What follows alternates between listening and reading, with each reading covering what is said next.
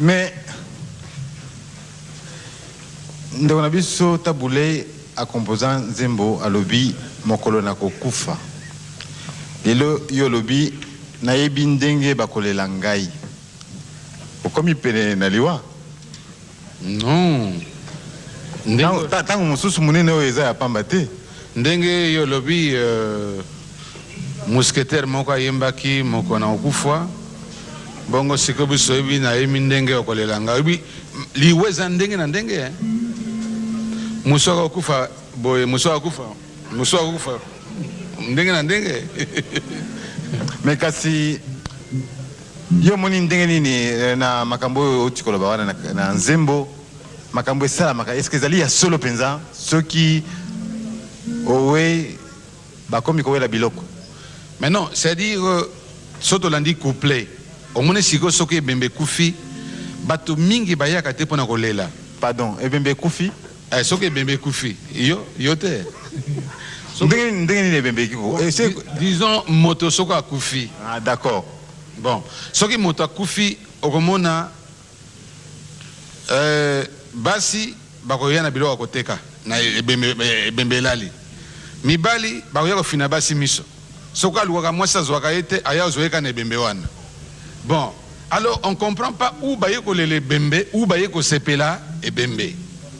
Bon, tango bakeno kunde ebembe siko komi tour ya famille.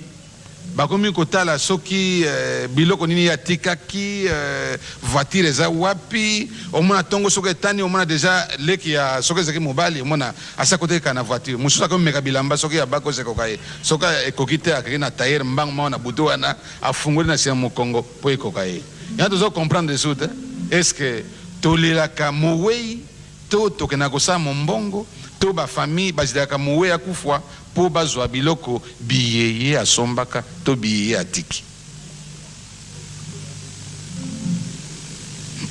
Bon, faute ya commerçant eza Nzembo bato nyonso to bazozela ngo nakanisi na osengaka bango babeta maboko soki Vous me trouvez dans mon bureau, là j'exerce le métier du patron.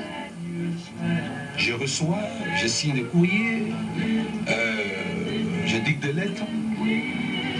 Mais après mon bureau, c'est Luambo, l'artiste musicien. Là, vous devinez, c'est-à-dire à Luambo, musicien, bandit, voyou, n'importe comment on peut m'appeler.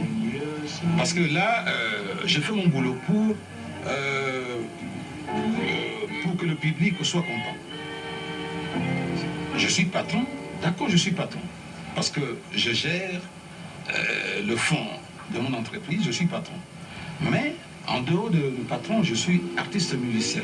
Est-ce que vous avez toujours des génies bons, comme on dit? Oui, parce que le don que j'ai dans la musique, personne ne peut me connaître ça. C'est-à-dire le problème est que je me suis arrangé, en somme, que je sois là ou pas, mon orchestre peut jouer.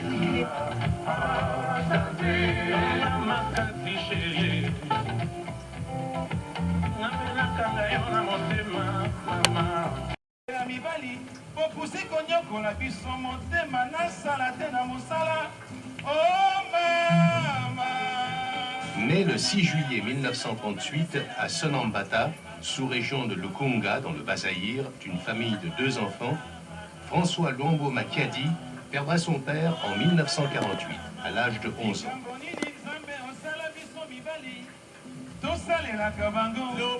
Suite à cette disparition, Maman Bonga, sa mère, sera désormais la seule à assurer la survie et l'éducation de ses enfants. Inscrit à l'école Saint-Georges de Kitambo, Luambo Makiadi ne répondra pas à l'attente de sa mère qui voulait faire de lui un intellectuel.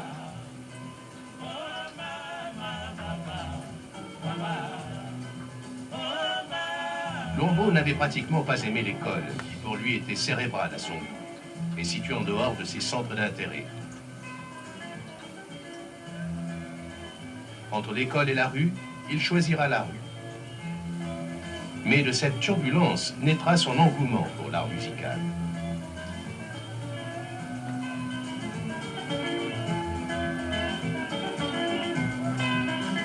Très tôt, Luambo connaîtra la pauvreté, la méchanceté et le fouet que la société réserve aux marginaux de tout acabit.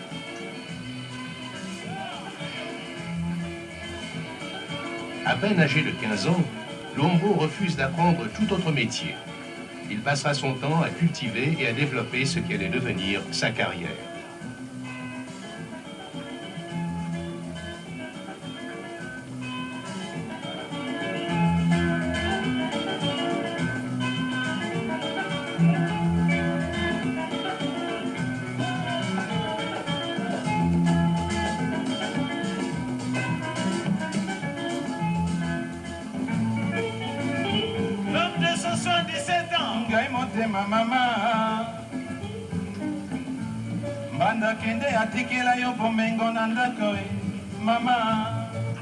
À 18 ans, Luambo a choisi définitivement la carrière artistique. Il en accepte les conditions et en revêt les symboles. Mais la carrière musicale de Luambo commence difficilement dans Ouattama, où il joue au maracas.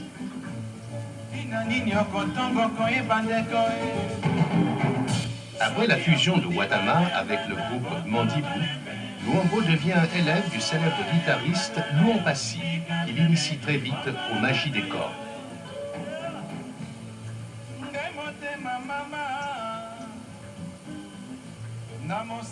Il se fait vite remarquer et arrache les contrats d'abord aux éditions Goma et ensuite au studio Loningissa, où il rejoint Bowane, qui le surnomme Franco, diminutif de son prénom François. Déjà à la fin des années 1957, et par un travail assidu, de la persévérance et la confiance en soi, la musique, celle de Franco, ne fait plus honte à sa mère. Cette musique est dense, variée, constante, voire gênante. «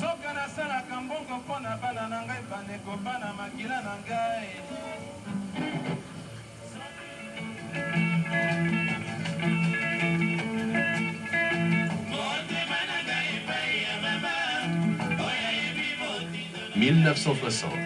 Le soleil de l'indépendance brille sur l'Ok Jazz et lui apporte un éclairage nouveau.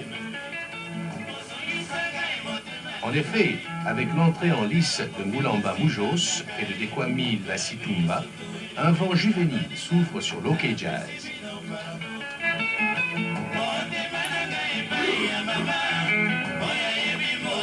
En 1961, Luambo et l'Ok Jazz se rendent pour la première fois en Europe, en Belgique, et enregistrent aux éditions Surboom African Jazz plusieurs titres, dont le fameux Chéri Zozo.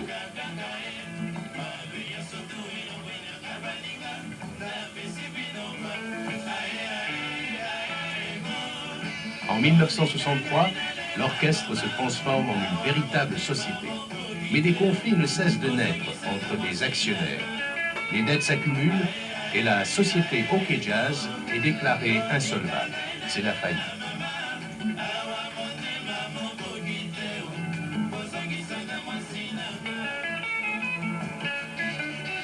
Mais entre-temps, toute l'Afrique aura dansé sur les rythmes bouchés de Jalousie, Le Chineur, Misélé et autres succès de la société OK Jazz.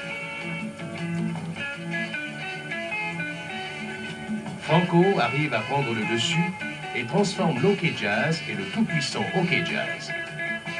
Nous sommes en 1966. Luambo et le tout-puissant OK Jazz font fureur au Zaïre et dans toute l'Afrique. C'est l'époque de Matinda, course au pouvoir. On a osé le dire, ou encore si tu bois beaucoup.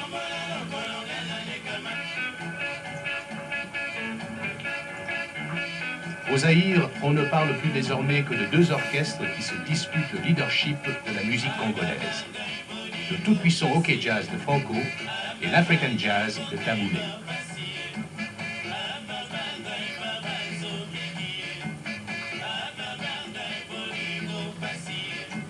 Les autres, quelle que soit leur importance, ne viennent qu'en troisième position. Aussi bien l'Ok Jazz est-il considéré dans les années 1969 comme l'orchestre le plus populaire sur le plan international et à l'intérieur, celui qui tient toujours bon, malgré les départs épisodiques de certains de ses membres.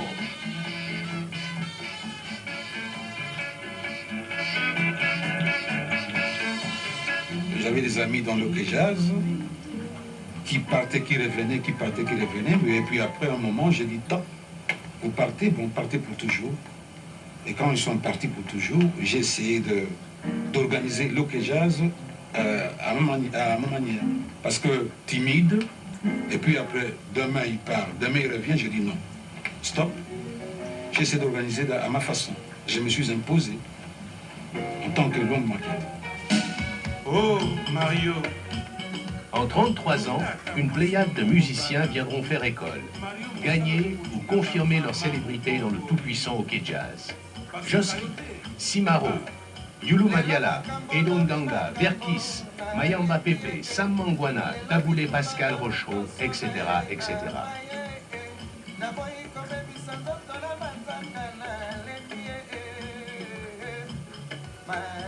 Observateur attentif de la société africaine, Luambo a su ajouter à sa musique la note modernisante qui n'emprunte guère aux formes euro-américaines. Ce qui lui a valu en Afrique l'attachement d'un public de tout âge et de toute religion.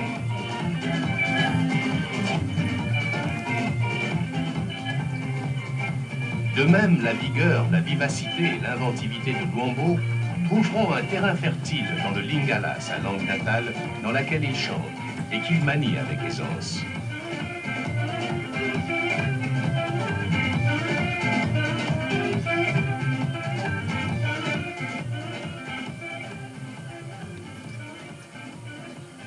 Luambo Makiadi, dans ses chansons, aborde presque tous les thèmes imaginables, allant de l'amour charnel à l'amour pieux du prochain, les scènes de ménage, scènes du quotidien de la société zaïroise et africaine, les hommes politiques dans la corruption. Bref, Luambo vilipende la vie de tous les jours. Oh, Mario. Nasi na pekisa yo kolinga basi bazali na mbongo. Oka ndenge azali kobelela yo kisasa mobimba, Mario. Pour vous, les chansons que vous faites, les chansons révolutionnaires, pour vous, c'est un engagement patriotique ou est-ce de la politique? C'est patriotique. Mais tout de même, la politique s'occupe de nous. Parce que je ne peux pas ignorer la politique de mon pays. Le début des années 1970 marquera un grand tournant dans la vie musicale de Luambo Makiadi, avec la perversion des mœurs qui se généralise dans les villes africaines.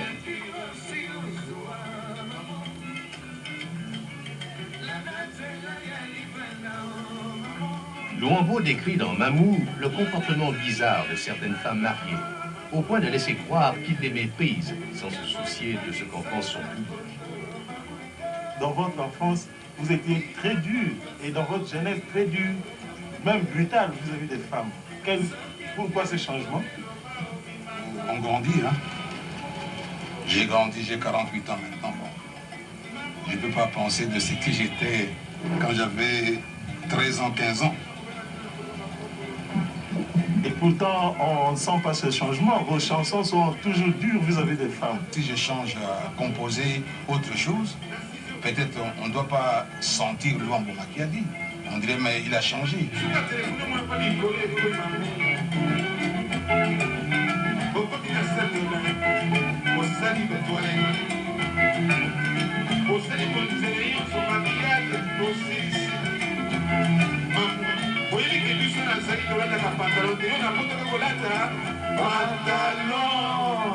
Pourquoi ça, maman?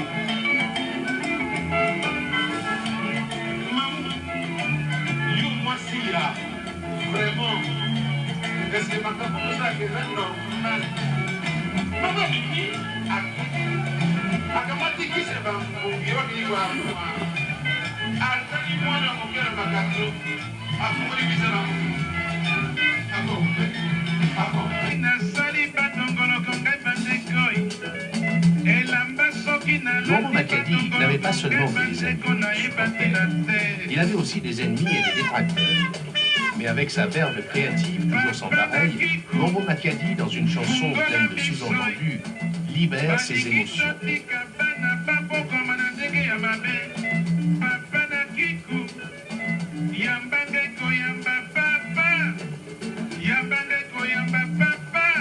Il attaque à son rythme tous ceux qui veulent lui faire du mal.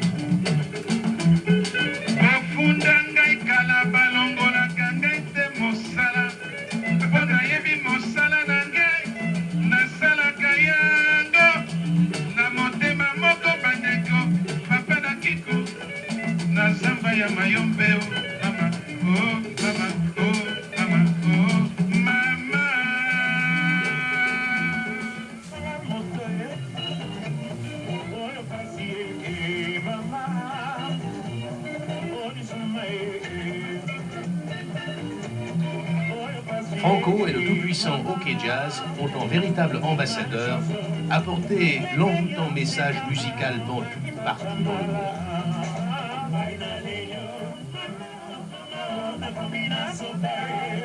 En Afrique, le sorcier de la guitare a fait pleurer des milliers d'admirateurs et spectateurs.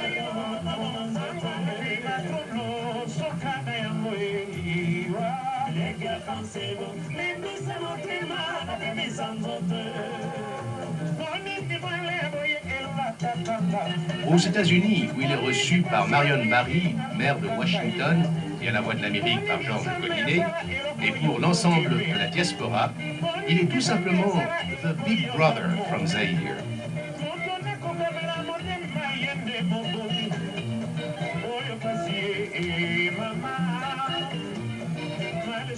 En Europe, il est l'ambassadeur et le roi de la rumba africaine. L'Asie, l'Orient et les Antilles sont peut-être les seuls à ne pas avoir connu les charmes de cet homme de 130 kilos qui pèse de tout son poids sur la rumba africaine.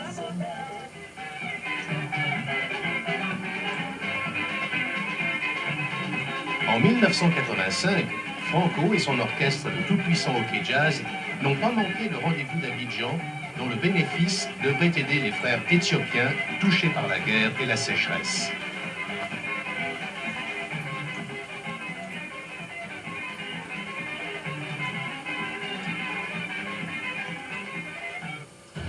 Quel sens vous donnez à votre participation à ce festival? Vous voyez, Manu Dibango a fait la même chose. Aux États-Unis aussi, et en Europe. Bon, maintenant, celle d'Abidjan, il y a une association Africa qui m'a invité pour aller jouer. Nous l'avons fait par solidarité pour aider nos frères éthiopiens. Je n'en veux nullement à Luambo car quelques mois plus tard, l'on me confiera la production de la rubrique Culture et Art et je transformerai ce scénario de Luambo en une série que j'intitulerai Les notes biographiques, dans laquelle je présenterai le Mami Tibamba, que vous avez d'ailleurs suivi dernièrement, Wendo, le peintre Koussou, le sculpteur Loufoua et Maître Goumbi. Est-ce que l'homme se souvient de cette rencontre? Je me souviens maintenant. Cette rencontre, chers amis téléspectateurs, nous pouvons la considérer, en ce qui nous concerne, Culture et Art, comme une grande première. Car vous n'êtes pas sans savoir que pendant 8 ans, nous avons joué à ce que nous pouvons considérer comme un jeu de cache-cache, une certaine guerre froide entre Luambo Makiadi et Culture et Art, chacun voulant rester sur sa position. Aujourd'hui, nous tendons la main à ce grand artiste, à ce monument de la musique africaine moderne, à cet apôtre de la vérité, pour justement qu'il nous dise certaines vérités sur sa vie et sur sa vision du monde. Luambo Makiadi, un artiste de votre trempe, a-t-il une vie privée? Bien sûr, j'ai une vie privée. Je suis marié, père de 2 enfants. Et bien sûr, si on peut parler de cette vie privée, en quels termes vous pourriez accepter qu'on en parle? Pour moi, c'est dit Luambo Makiadi en tant qu'artiste musicien, Luambo Makiadi en tant que père de famille, Luambo Makiadi en tant que responsable. Beaucoup de gens croient que Luambo Makiadi n'a pas des enfants. Parce qu'en me voyant chanter, comme j'ai l'habitude de chanter ce que je veux, on dit mais est-ce que ce type, il est marié? Est-ce qu'il est père des enfants? Etc. etc. C'est-à-dire, en tout cas, j'ai une vie privée. En tant que responsable, cette vie est privée ou publique? Privée et publique aussi. Parce que vous êtes aujourd'hui chez moi. Bien sûr. vous êtes témoin, vous pouvez dire aux gens que Franco est marié et père des enfants. Oui. Public, si aujourd'hui je me présente en public avec mes enfants, les gens vont savoir que Franco est marié, père des enfants. Effectivement, nous sommes chez vous, nous constatons que vous êtes un artiste qui a réussi, les preuves sont là. Vous avez plus de 40 ans, je crois. À peu près 47 ans. Est-ce qu'on peut vous rappeler votre jeunesse entre 15 et... Pourquoi pas? Et comment vous vous sentez quand on vous parle de cette jeunesse, de ce moment que vous avez passé entre 15 et 20 ans, comme dit mon ami? Comment vous vous sentez? C'est-à-dire, vous savez, quand j'étais jeune, à l'âge de... Parce que j'ai commencé la musique en 1949. Bon, en 1949, j'étais en Congembo. J'écoutais pas mal des orchestres de la place. Entre autres, c'est Wendo, Boané, le feu Kabasele. Et puis après, moi-même, je me suis foncé aussi dans le métier. C'est pas facile. Hein. C'est pas facile. J'ai bossé pas mal. Et j'étais parfois j'étais découragé. J'ai découragé parfois.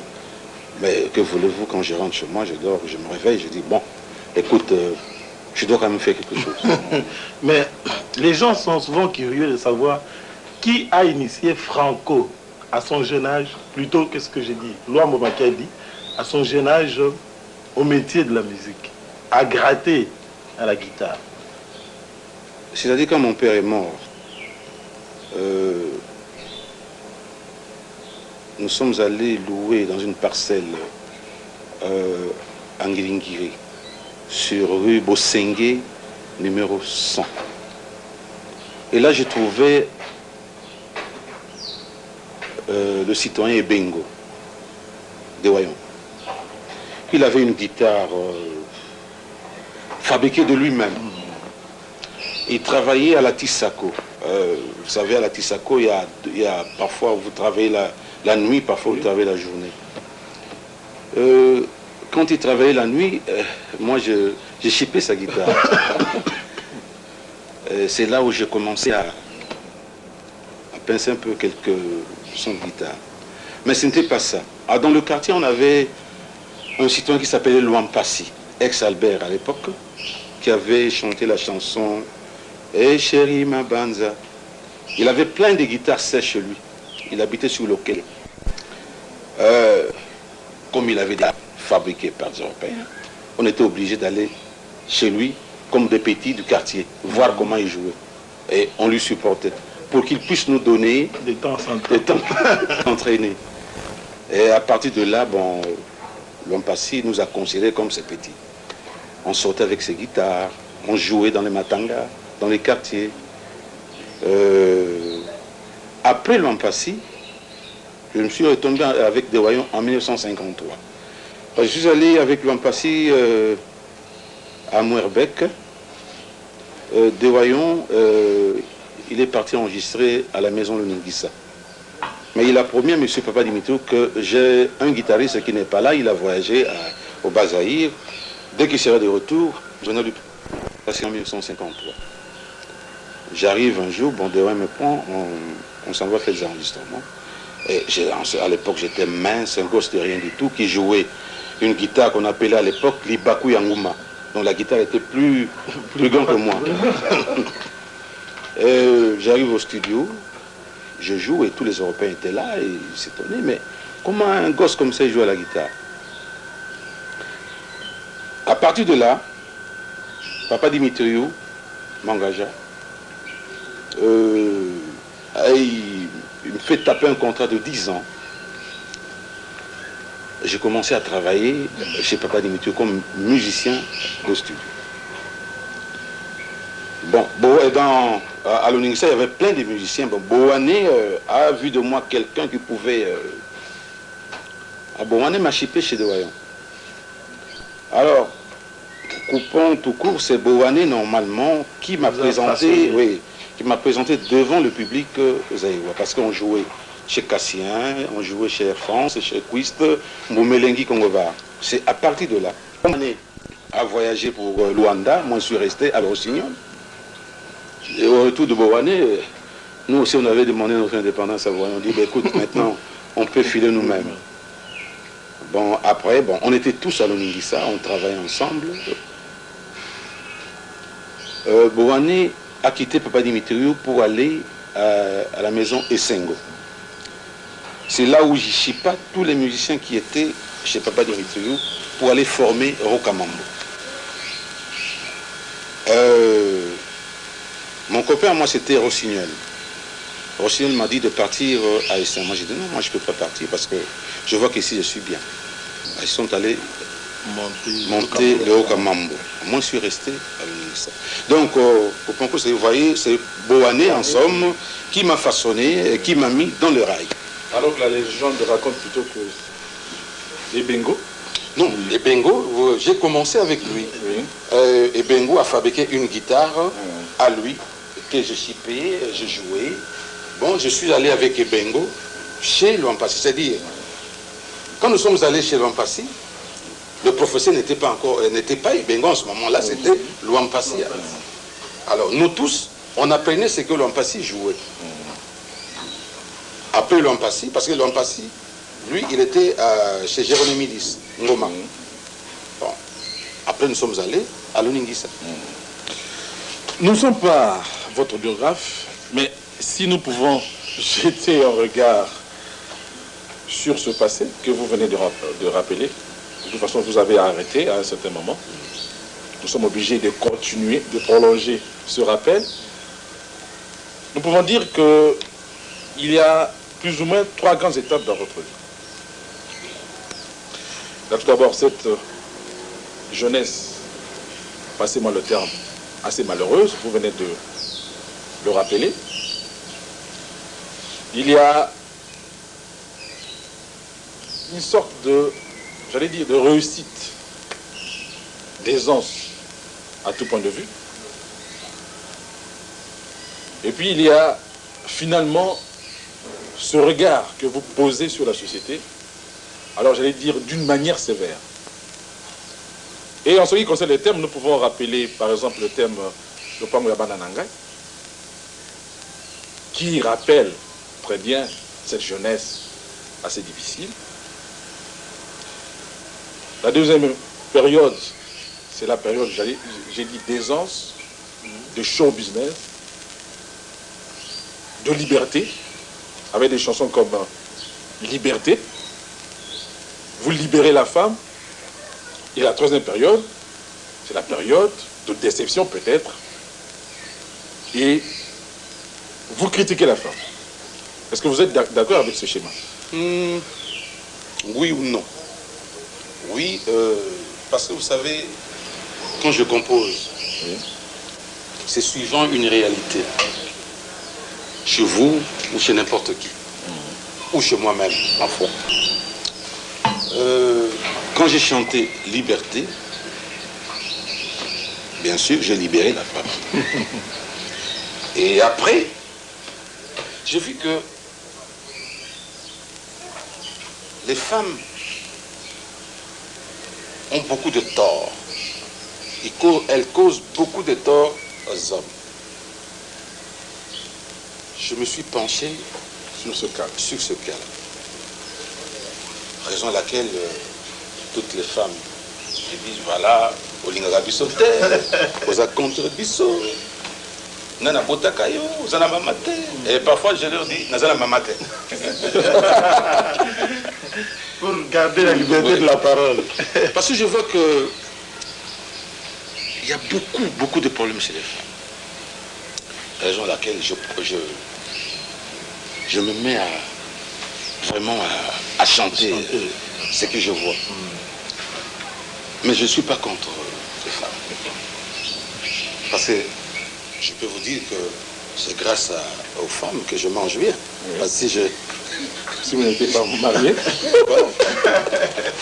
Bon alors, grand maître, cette année 1985 est proclamée l'année de la jeunesse. Et vous avez lancé sur le marché une chanson, Mario, qui fait tabac. Et cette chanson, curieusement, s'occupe de la jeunesse. Est-ce une chanson qui vous a été expressément demandée, c'est-à-dire commanditée, ou est-ce que cette chanson est l'émanation de votre observation de la société? Merci beaucoup pour votre question. C'est-à-dire la chanson Mario, c'est pas pour l'année 1985. Il y a longtemps que j'ai vu passer toutes ces années que j'ai chanté dans Mario. C'est-à-dire en 1961, je me trouvais à Paris. 61. C'était au moment d'Edith Piaf. Oui, c'est ça. Edith Piaf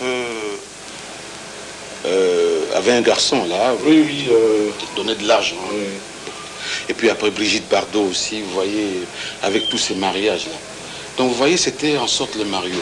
Mais ici, chez nous, ça ne se faisait pas. Mais curieusement, il y a 5 ans, 6 ans, 7 ans, mais...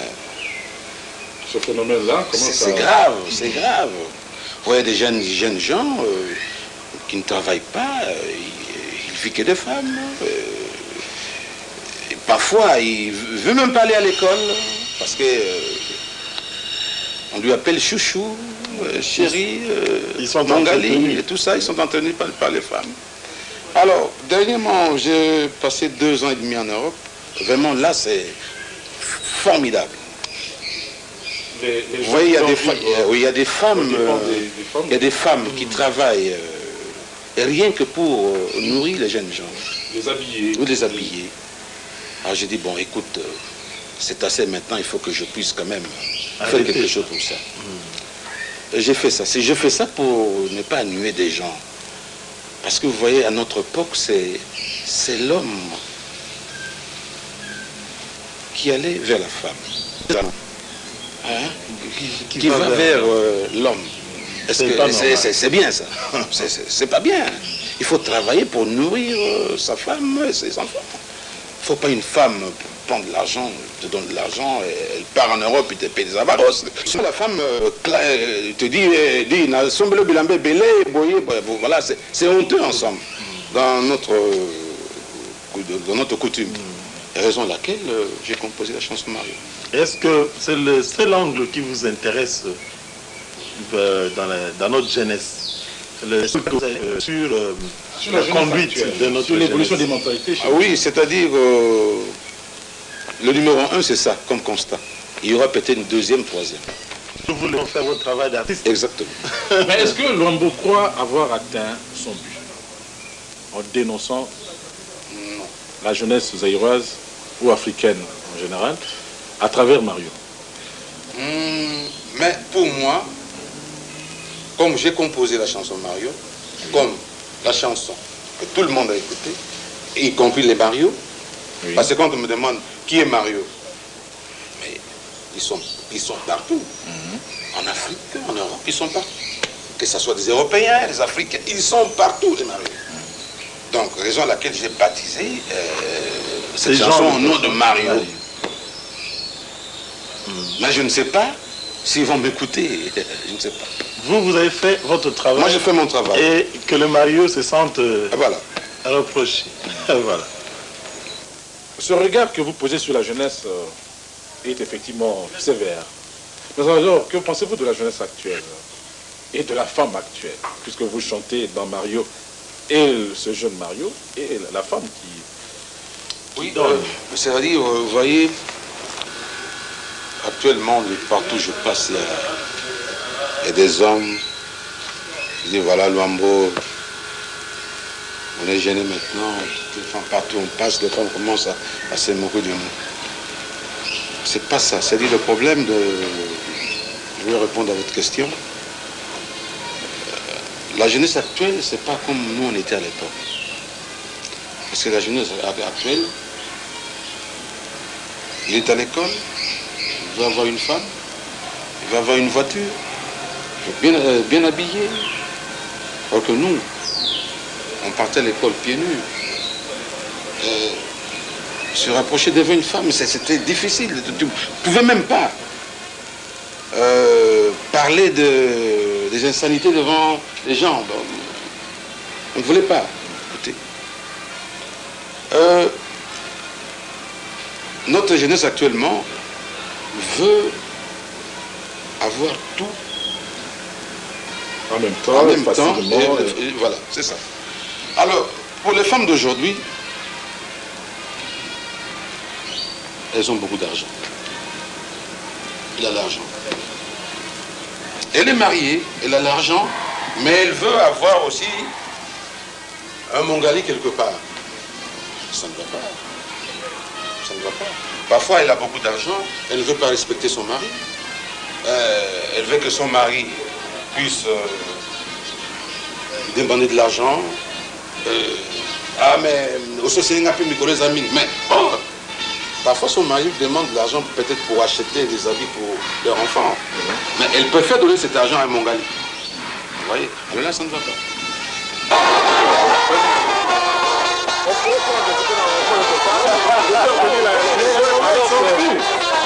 C'est pas possible. Hein? Et ça vous arrive régulièrement?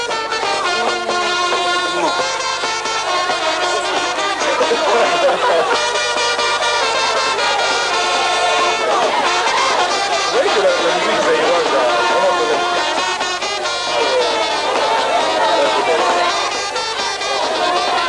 Est-ce que vous pensez que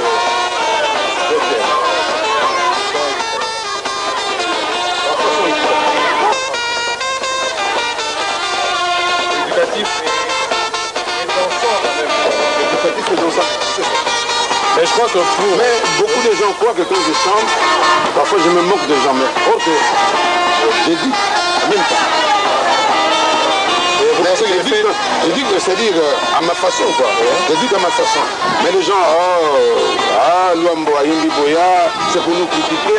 Non, mais c'est là où j'ai dit, tout en riant, mais je dis la vérité. Mais tant que Moussoussou, quand on va lire la bataille sur le cas, tant que Moussoussou, c'est ça qui a effet contraire.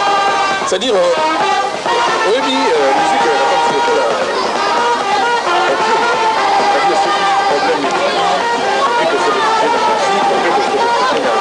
Masanga, on se réfugier dans Bassi. Alors, reproche monsieur Togo ça à travers Yon à musicien justement pour permettre Batou, on va réfléchir dans le problème opposé. Par exemple sur Mario, non, par contre copine Nango et par contre Koseka. Alors ça et ça l'effet contraire. Oui, et ça n'a pas tout yo. Bête à disque tant que na minuit na parce que Batou mingi mona ya bina na bina pas mater. Abini ya yoki. Mais à cause du cadis sur la maman, kenanda na ba l'heure tardive a ti yango po yoka. Atango yako yokango pour ce moment na yina concert. Pour atala et loko yo lomba yemba kinini wana. Batuna la question. Batuna pas pour poser la question.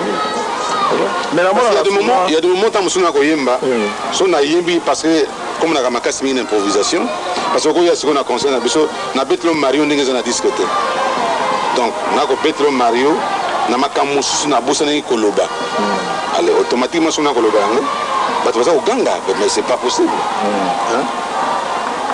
Est-ce que d'abord souvent côté que obeti ozobimi est-ce que tango wana ozakana temps ya ko expliquer moto na moto la question particulière? Oui, tant moso mo zanzana di bando mo te ko poser la question, mon moi si vous me pas poser la question. Basi moso le quoi Mikolo ya Mario.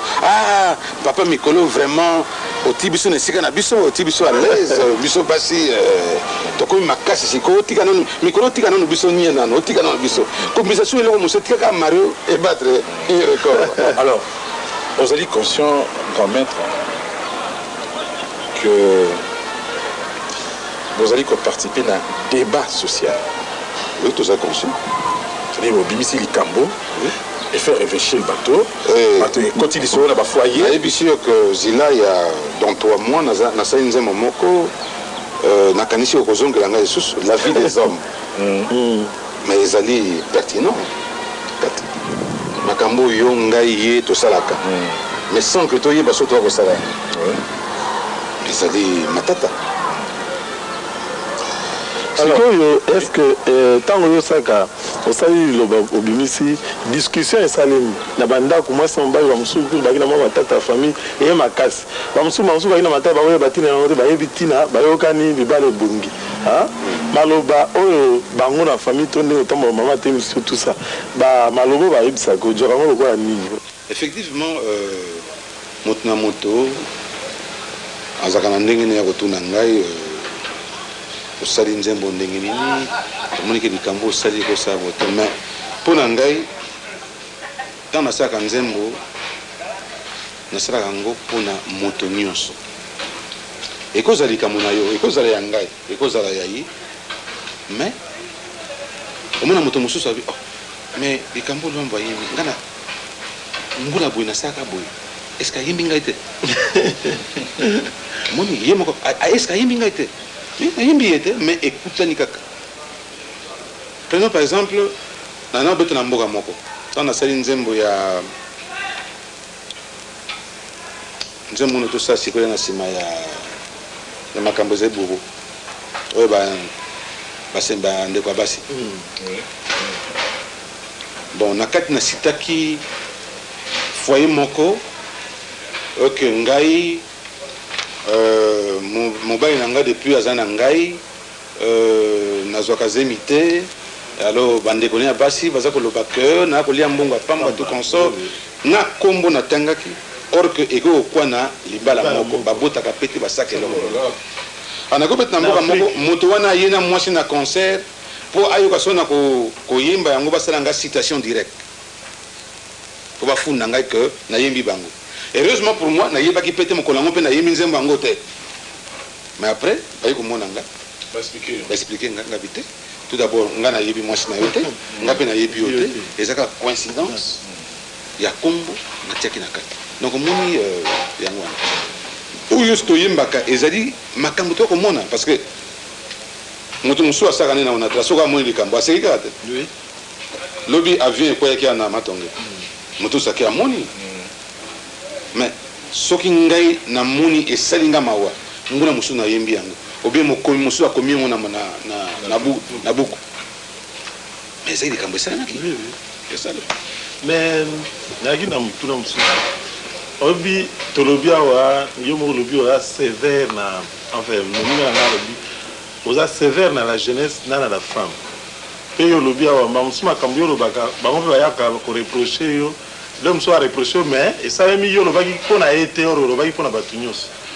mais sikoyo olangi natuna yo bato mingi bakomi koloba awa na mpa na biso ke personnage principal ya makambo na yo eza ebe yo moko ondimaka yango to omona na ndenge parce que eza lokola bafootballeur mosusu akolanda jeu entraîneur alakisi mosusu akopratique jeu personnel tant mosusu ameki oyo entraîneur asalaki eza kokota te etant mosusu apratique jeu personnel atibu bolobi grâce ya jeu donc asali effort personnel tant mosusu ekozala ngai moko tant mosusu ekozala bato mosusu esi ngai nazalaka na makambo te comment donc tant mosusu nakokamata likambo na ngai moko peut-être nayebi ke question bopose ngai ezalaki na ndenge mosusu na répondre bino yango mpo na boloba te peut-être nakimi yango mais nazali moto nakozala na makambo oyo ya ngai nakamati mosusu tout ça na profite nayembi yango. Alors eloki kozala makambo ya yo alors tozonga mwa nsima tolobi ke tolobaki ke na vie na yo tomoni 3 grandes étapes ozalaki d'accord nango comme mpe ozalaki d'accord nango te lobi na bolenge na yo ya mwa pasi eza kose reflete na banzembo lokola lopango ya bana na ngai epuis okoli osali mwa makasi oréussir dans la vie komi na bashow business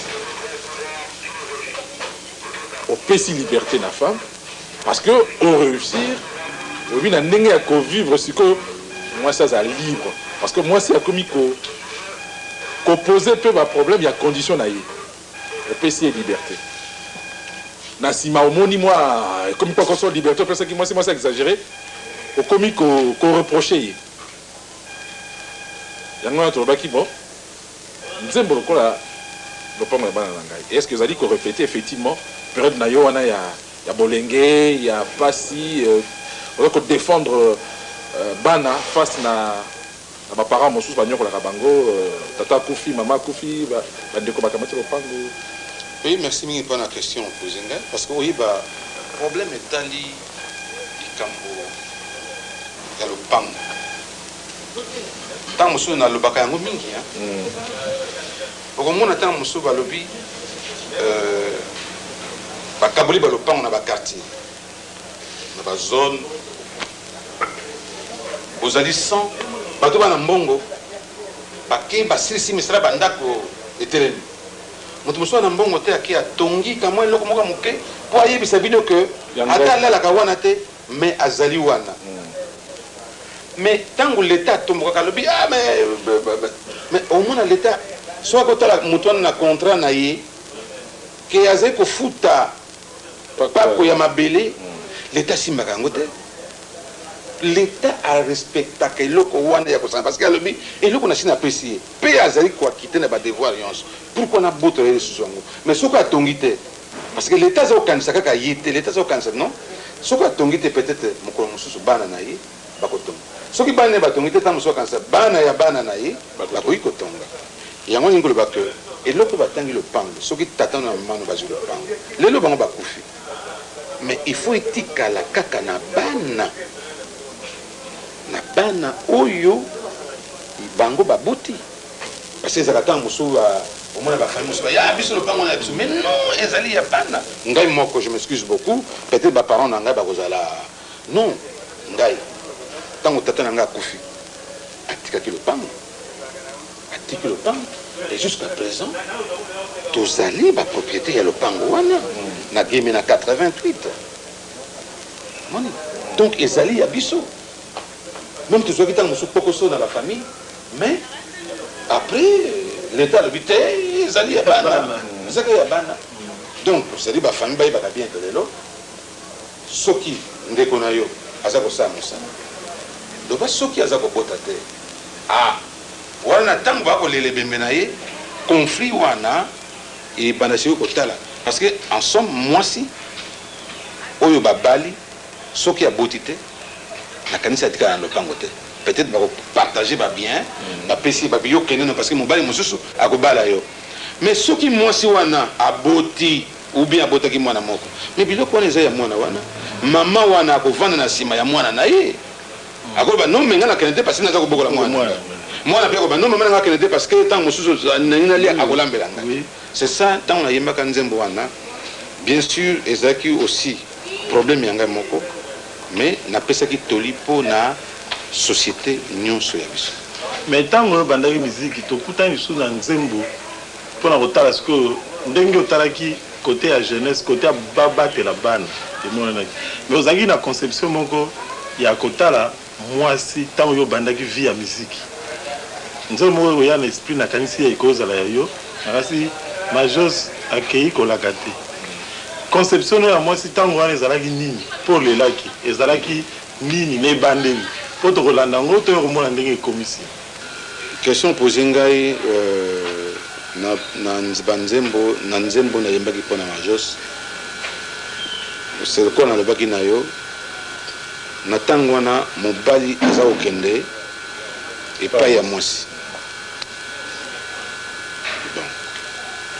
nakanisi ntango nalingaki mwasi wana moto nyonso aza komona ke nalingi eloko boye to nakosenga nzela mibale te nzela moko alors ntango nasali nzembo na ye epesi ngai baide ebele dayo monaki nayembaki yango ebele ya série parce que na mosusu tosaka ntango mosusu komona kombo mosusu okoyemba nzembo etambola te mais kombo mosusu oyembi omoni mbala moko nzembo etamboli malo sikoyo yo profite kaka na kombo wana parce que banzembo nini totiaka bakombo ya bato mosusu bakombo ya solo te mais kotiaka mpo oluka ezwa ezala eloko moko moto asala attention na yango naza koyemba naza kolela na banzembo c'est bien sûr parce que azalaki mwasi ya liboso na vie na ngai nalinga nabala ye bon et puis tala na ntango wana tozalaki bamusicien ba famille mingi za ko considérer bisote et famille na ya zaki bazaki opposé babi okoyi ko bala musicien parce que musicien azama yelete musicien à kota classe te musicien azana ndako te musicien azali moto pam on peut faire que c'est makamango na tribunal famille balingi moi na bango bala musicien te parce que azama moto pam bazo ki raison na bango ti ba bal saki na moto ya yekola ki koleka biso na ko sala autrement te mais tango pe akei na mawawana na saraki pe mususu et soit il alors tango wana évidemment aux artistes populaires artistes populaires c'est-à-dire otaka mingi makambo ya bato C mais tango wana vous avez quand même na poésie mingi akati nzoto na yo sensibilité avec makasi par rapport na tango c'est-à-dire question na yo vous en a raison parce que moni na tango ya lelo yo toza ko sala mingi pour la matériel na tango ya kala toza ko sala c'est-à-dire musala yango yo na la sekana lingi musala wana mais sikoyo c'est pas la même chose parce que nabi il faut na sala tube na teka plus de 30 000 exemplaires pour bon école na ko linga tena sala nzembo et comment na magasin eza ko tambola te na Sony mais na tango ya kala bato bazali ko sala attention te soki nzembo ebimi akosomba kaka mais siko bato comment sala attention ko pona et puis beaucoup mieux payé parce que ça m'a payé bakosomba na bango te basomba te on a raison na tango ya kala vraiment tozaki conscient et puis mosane to ko sala mingi ba poser la question mais comprendre ce que to ko sala autrement est-ce que moni esprit critique ya population na biso emati pendant justement ba choix ya oui emati mingi parce que même na kati ya ba naza ko beta na kamata nzembo boko ya karanati babina na bango te et bazaro banana boko banale nini mais kasi na uti beta mais wana biloko na tango na binote mais ngai pe na sana tango na binote ko bina quand même tango ya ngai babinte wana te mais tango ko tio ya tango na bango automatiquement mais la sensibilité là yo en tant qu'artiste pourquoi on déconquiert outil que tout la sensibilité là yo en tant qu'artiste oyo za komona eza ko simba tango za ko yoka nzoto tango yoka tango bandaki musique to opesi nzoto ka na siko yeke non mais oui bien na tango na bandaki nazaki ndenge na komi lelo te c'est nasalaki makasi mpona koma lelo ndenge nazali donc nakolinga te nazonga so na tango wana no sensibilité ali ndenge ozosala mosala oyoka na kati ya nzoto eya lokola bibundeli moko secret to biso yakana toyeba tosimbaka te ntango ozalaki nango ya ntango wana omonaka eyaki koya nakoloba lokola inspiration mélodie maloba kitoko oyo ezalaki ntango wana est ce que osantaka yango eyaka lokola ndenge sikoyo mpo obimisa eloko bato bazala balanda bandimaka ezali ya solo lwa momutu est ce que ezalaka kaka to opesaka nzoto obi bon tokende kaka nakanisaka ntango na composaka je crois soko nani banzembo mosusu bacomposition na ngai surtout ezali étape par étape omona ntango mosusu nakolinga likambo boye ntango mosusu nakolinga likambo boye ntango mosusu nakolinga likambo d'ailleurs nakanisi lokola tokokisa 30 ans na mbula eza koya nakosenga na bino bato oyebi mosala yango boponela ngai babiloko yango mpo botia yango esika moko malgré il y a 8 ans que nkina asalaki devi nakozaki te mpona lere wana elaki te bibundeli eleki te siki lokola bibundeli eyali tokokomeka mpo babongisa yango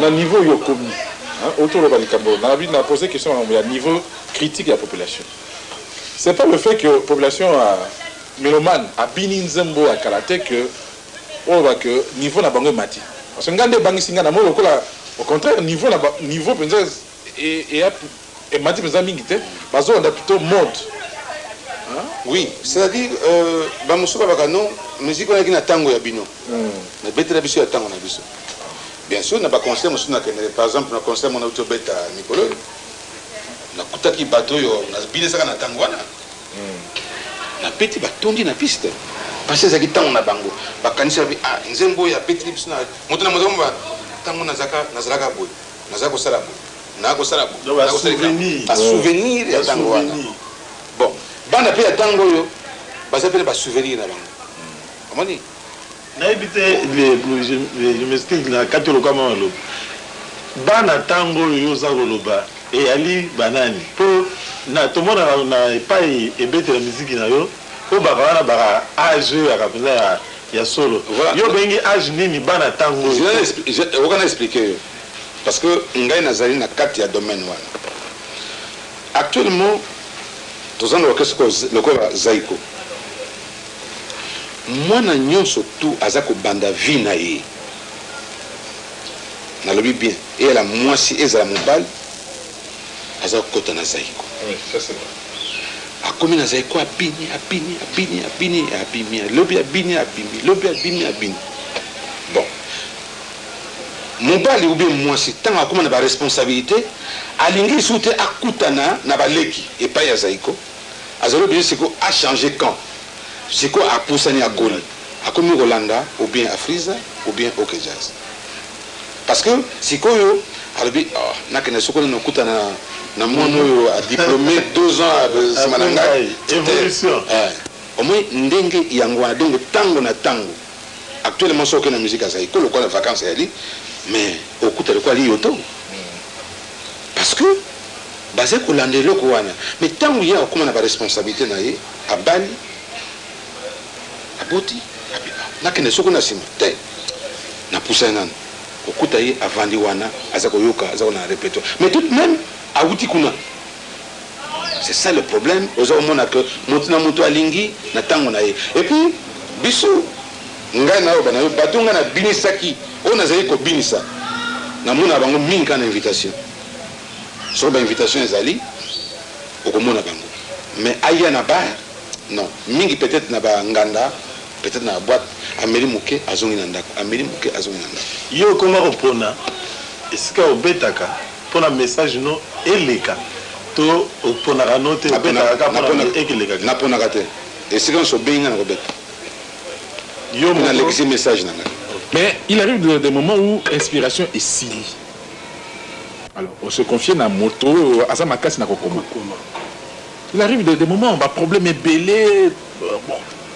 Parce que tant que le problème est qui mingi, au lieu de soit ça et l'autre texte parolier. Yo moko on se défoule. Au lobby ango.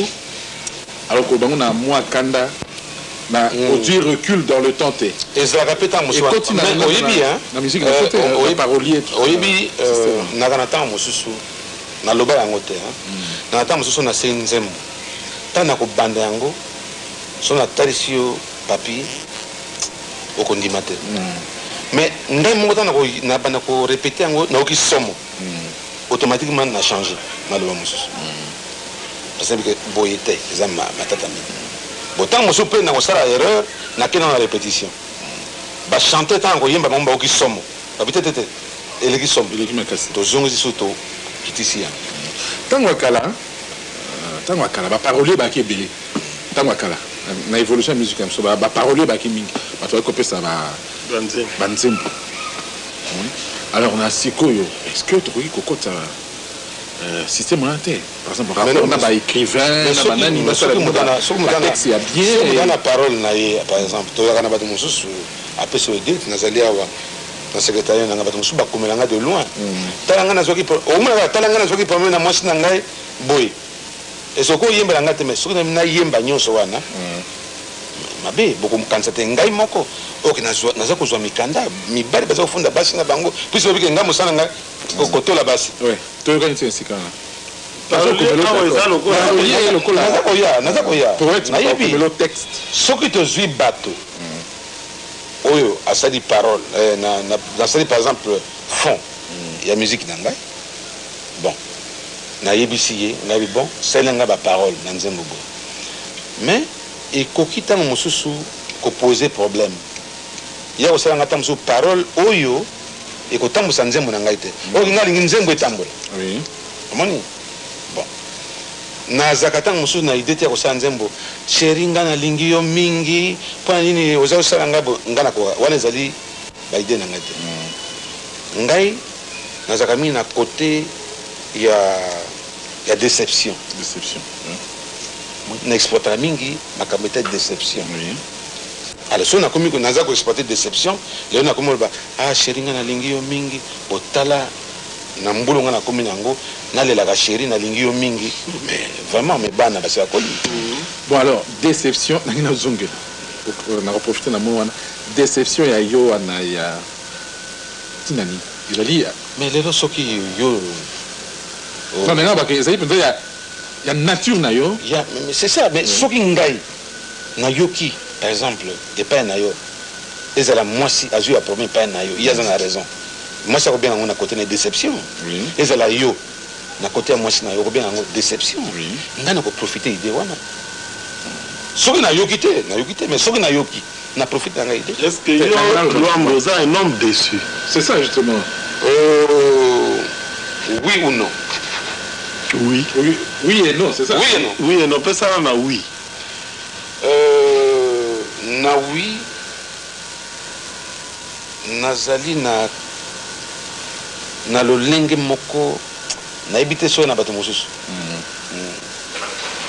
C'est na lingaka eloko moko bato mibale te. Et puis na lingaka te parce que na mwasi na kosala nyonso ya lingi. Et puis na yoka lobby asalaki litandi. Pour nanga wana kwa kanga. Donc non. Non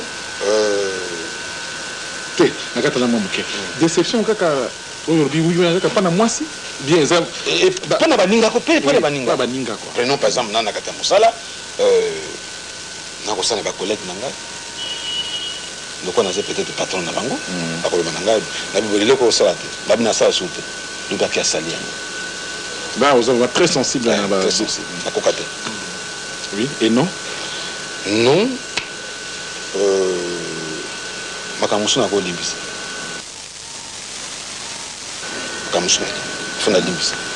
Parce que il y a des bimi abata na bangi nga mona tu. Na soki batu bagangi bo donc balinginga. So balinginga ete ba uganga te anati. Bon, alors, justement, pendant ma cambo, il y a un rapport na battre, na ba misali na yo na battre. Oui, bien que si le débat est mon aîné, tu m'as pas na évolution, la mentalité, na rapport à Moussala, surtout na la musique na mission. Tout ça, comme on a recours que Bakulutu, Bino, Luambo, Taboulei, surtout, Bino mi balé besoin qu'on incarne. Force à musique et puis système où il y a orchestre dans Ndenga Kala.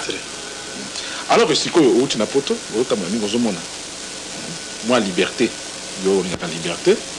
Individualité et ma casse. Alors, biso ba critique to kanisi que pas solution et zoama, il faudrait nécessairement rapport il y a ba aîné le kola binomi balé, bio to ko incarner système où banda kala ntango ba wendo banda kala. Rapport ezala assoupli, par contrat ezala assoupli, baleki, tout en profitant de l'expérience dans l'encadrement de Bino, il y a moyen de s'exprimer librement en prenant des contacts avec d'autres musiciens pour musique Namiso et pour son adélico. Que deux écoles et embrigadé en côté. Réponse Nako Pesanawana. Nakanisi na tango domestique na yo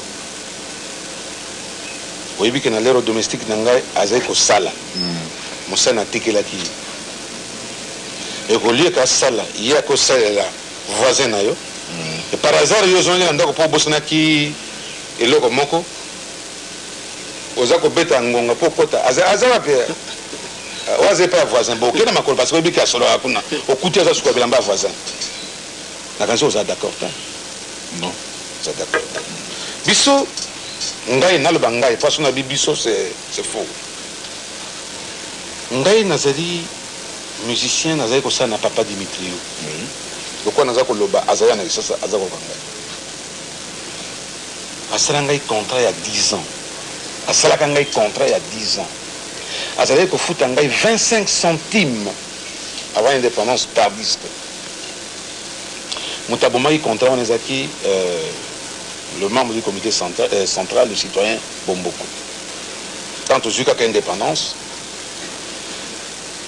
tu posais problème, moi, Bombaki pas contrat. Les autres aussi, on a musicien, Ngaï, on a musicien Ngaï, tout le musicien soit au jazz, mon côté, n'a pas contrat. Parce que n'a que les musiciens n'abisso. Ata aussi un contrat, bato ba bibisaka, bato bazali corona biso. Okomona mokonzi moko azana mbongo na ye asombi instrument parce qu'il y a musicien wana a pesi équipement. Mais tant que ba voilà na contrat, mais je dois casser ça. Il y a pas de problème. Attends peu yoko yoka mokonzi wana asombili musicien instrument, au bani no pe moyen pour suivre ye ezalité. Parce que na 1967 nazaki na poto na zongi na Kisasa sur 18 musiciens naki na bango bakamada yenga 9 avec le technicien ça fait 10 na le bac et l'homme mais na bokas wangai na salaki makasi ndango to tikala ki wana to betika concert ti concert esili na yo komata mususu ti ngai lelo. Donc liberté kokozala mais c'est vraiment musicien fa sincère parce que sikoyo mutu na mutu azako luka lobiko ya famille na ye il faut aller sa famille na ye na koto na problème ezalité. Par exemple nangai prenons par exemple Lutumba.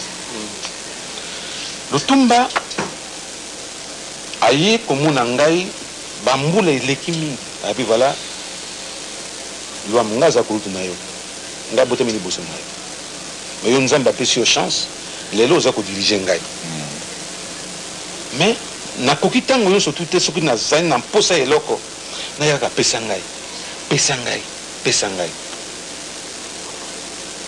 meta ide na ngai yango nalingi nasalaka mwa eloko ya ngai édition masia soki na nzembo moko natina édition na ngai naza mpe na moko mosusu natina édition na ngai nangi nakati esika wana c'est-à-dire problème ya liboye démarche parce que soki nalegisi yango na tikango na silisa tikango na silisa alors toyokani tadi mpo toso oyebi malobo esalami ndenge wana Lutumba ye kosenga yo na kati maloba te mais ozoyi likambo ya Lutumba ye kosenga yo permission toali d'accord mais tolobi permission wana eyali na cadre évolution normale ya mentalité na ndenge makambo il faut esalema parce que totali na mwa libanda bapays africain mosusu bamusicien biso sur le plan matériel sur le plan ya conception mosala na rapport entre patron na bango moins retard ezali exploitation, le droit d'auteur, mal payé, tout ça. C'est-à-dire, démarche Lutumba Salaki, près de vous. Il fallait au salaire. C'est-à-dire, à niveau de commis, à évolution, maintenant, commis, na ndenge sengeli, na bien-être à motu, na cadre de Moussala, pour changer conception à Moussala, évidemment, tu vas dire Kala. Oui, est-ce que vous changez conception il y a la voix du Zaïre comme Moussousou. Gaz a dit patron avant du Zaïre. Ah, mais Gaz est patron, il y a déjà. Mais c'est ça justement, on dirait la 5 patron, pas patron, vous changez conception. C'est impossible. Parce que Bichos qui doit comme un patron, c'est impossible. Tolobite, patron comme un patron, mais rapport entre patron et Moussou. Tout en Afrique. Pour nous, nous avons Mac Jackson, Oyazali, vedette monnaie actuellement aux États-Unis. Mais ça a une édition moko. Moi, j'ai une édition Moussoussou. Sans que l'éditeur n'aille pas. Mais ça dit. Tribunal monnaie. Oui, mais contrat est qui commis. Il y a ça à respecter comme ça. Mais d'accord. Mais contrat qui qu'on anime, par exemple, expliquez-moi. Mais contrat qui qu'on a pas droit d'auteur, par exemple. Mais droit d'auteur, comme on a fait la tête. Parce que vous posez la question à la ministre de l'auteur. Maintenant, rapport entre bateau, rapport entre patron et sali. On dit échanger. Parce que mentalité, il faut changer. Maintenant, c'est un niveau bien-être. Vous comprenez, non? autour de la démarche. Il y a une démarche, il fallait. Il fallait pas de. Il fallait yo kansango liboso. Mais non, on a aucun zéro. Petit permission. On a aucun zéro. Patron. On a aucun zéro. Mais par contre, proposer un monde à moudre au sein panangal. Et si on a des moutons malades, on a 10 000 au Canada, malade, on a 10 000. Na côté sigo pour la lobaque. Magansi liloba oyo bonyanke la lobi il y a la valeur na wo. Et puis réaction ya Luambo en tant que patron et après la valeur na wo. Pour ndega lobaga motu au coup final ko bana otimo na cimetière na yote obi na bana otimo patron responsable. Hein? Il est à comment responsable en tant que tel à sauver pain na e art na e biso neto ngi sauver art na e. Il va sauver na art na pain na e. Alors biso voilà voilà en général au moins le problème biso si qu'on a art yo sauver il te seigneur azalo ouvert na ba proposition extérieure. Les camarades le dit que proposition que vous tenez mon côté je crois que Skawana a na raison.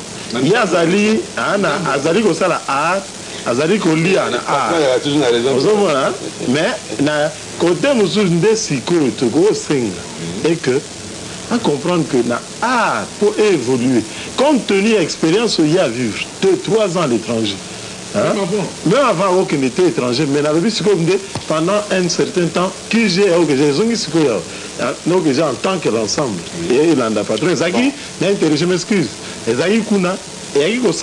partir de là, à qui n'a constat, à comme la Jamaïque, à comme les États-Unis, à comme partout, à mon artiste, art réussir ma vie.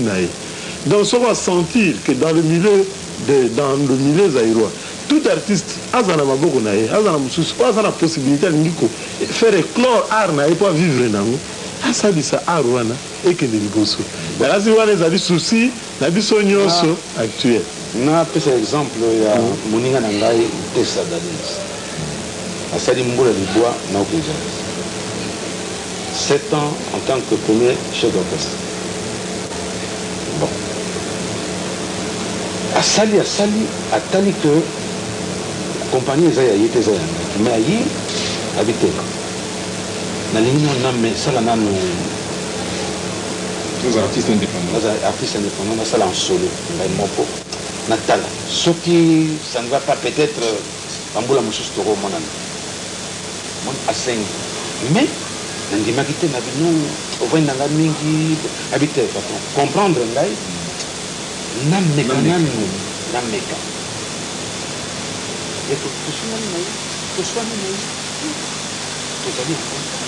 même les lots c'est-à-dire c'est un problème le coup là azali comme méta mais madame a eu problème à combien de sika ngote mais ce qu'on a eu au final ça parce que asali ndenge moto asalaka parce que moto nyonso oyo atangami patron azana batone na mosala azape na kamwa ndambe likunya na ye na kati ekukozanga te surtout soki mosala yango eza kobota mbongo mpona kokomashe bamonanga na boyi te soki musicien asengi nzela abi namoni moto moko naye nasala nzembo apesi ngai mbongo te so toyokana na ye nga na leya ngai ye mpe aleya ye problème moko ezali nakamati kombo yango ezali napesi parce que eloko yakobunda awa nalingi te tala par exemple ya ntesa sikoyo akoki kobunda ye moko sans kombo ya oke jazz amoni ake na ye mosika mais eloko nazali kobunda na yango oyo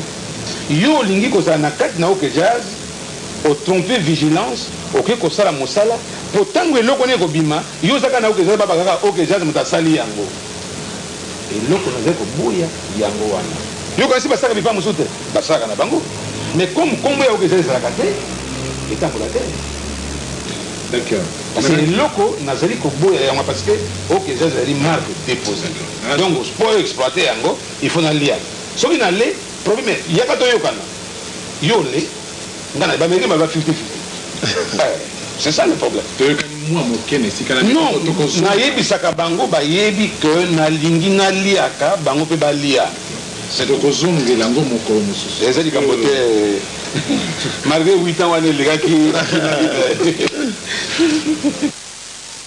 L'homme Makadi, nous avons fait le tour de la thématique. Revenons-en un peu à d'autres questions de termes d'engagement. La politique n'est pas un terrain fertile, un terrain intéressant plutôt pour les artistes, tant musiciens qu'autres. Elle fait une peur bleue. Pour vous, les chansons que vous faites, les chansons révolutionnaires, pour vous, c'est un engagement patriotique ou est-ce de la politique? C'est patriotique. Mais tout de même, la politique s'occupe de moi. Parce que je ne peux pas ignorer la politique de mon pays. Il y aura, qu'est-ce que j'ai dit? En Afrique, on a organisé un festival de musique à l'intérêt de l'Éthiopie, qui représente la famine âpre qui s'attaque à l'Afrique. L'Éthiopie étant le pays le plus frappé, mais dans les alentours, il y a d'autres pays qui sont frappés. Et ce festival a été organisé pour venir en aide aux frappés. Et bien sûr, notre pays, le Zaïre, a participé, dont vous, un grand leader musical.